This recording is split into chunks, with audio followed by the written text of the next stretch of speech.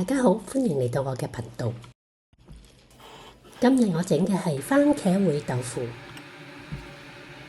我哋會用到呢啲材料：將番茄清洗乾淨，喺番茄嘅底部解開，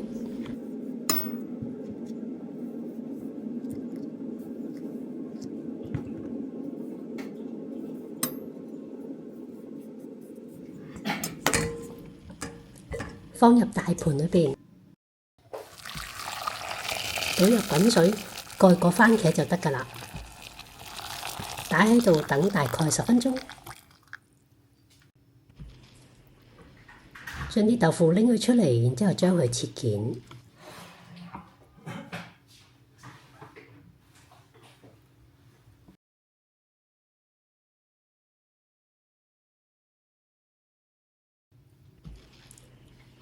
將豆腐嘅水分印乾。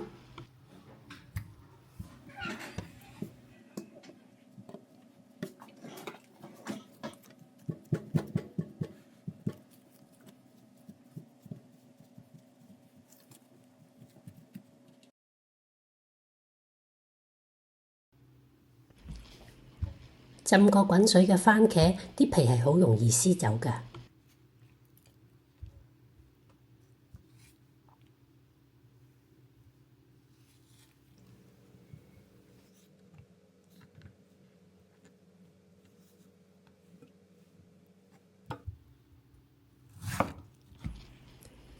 將啲番茄切件。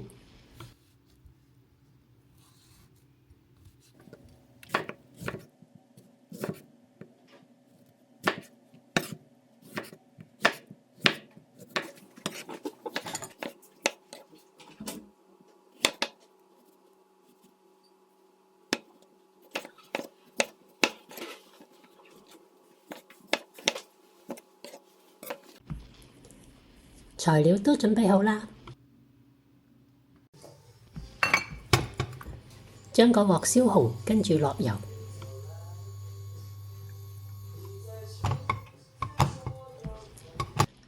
可以落多一啲油嘅，我哋愛嚟半煎炸。放入1茶匙嘅鹽，啲鹽係可以去除豆腥味，令到豆腐更加容易入味㗎。我哋將啲鹽煮溶佢先，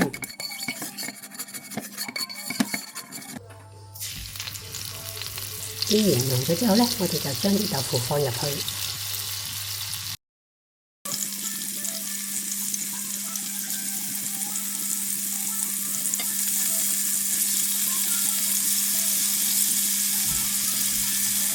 將啲豆腐煎香，但係唔好煎到太老喎。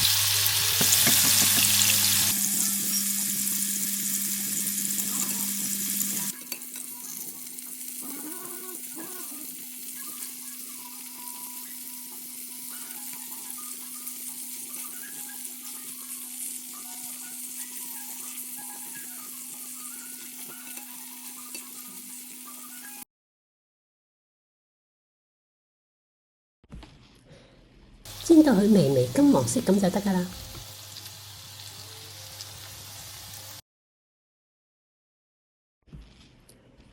將佢倒出嚟備用。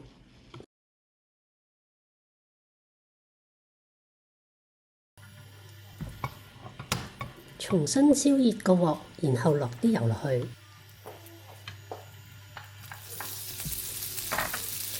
用中火將啲蔥炒香。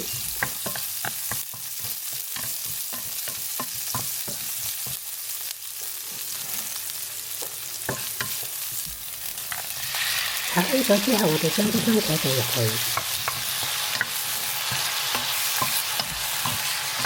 將啲番茄炒到軟身。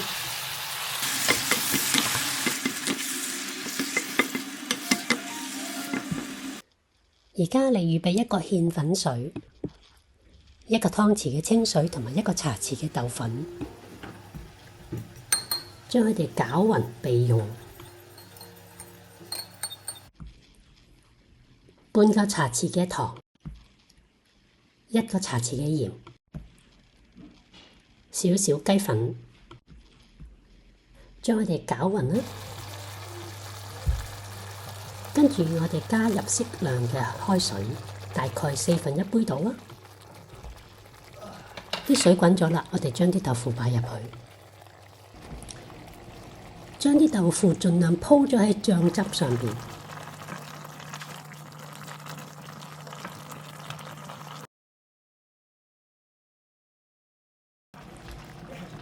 中火煮3到5分鐘，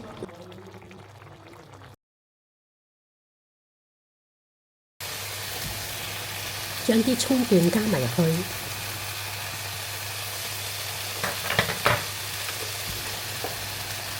將啲芡粉水攪勻佢，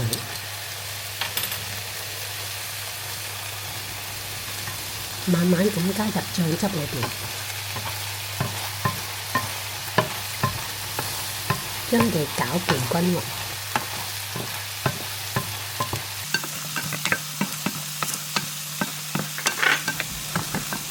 將啲醬汁勾芡到自己鍾意嘅濃稠度，記得要輕輕咁攪啊，要小心啲，唔好將啲豆腐整碎。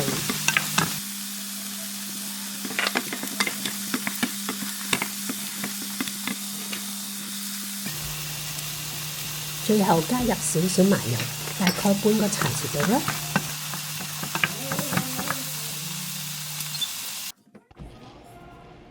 完成啦，可以上碟。將啲豆腐鋪靚，咁就完成啦。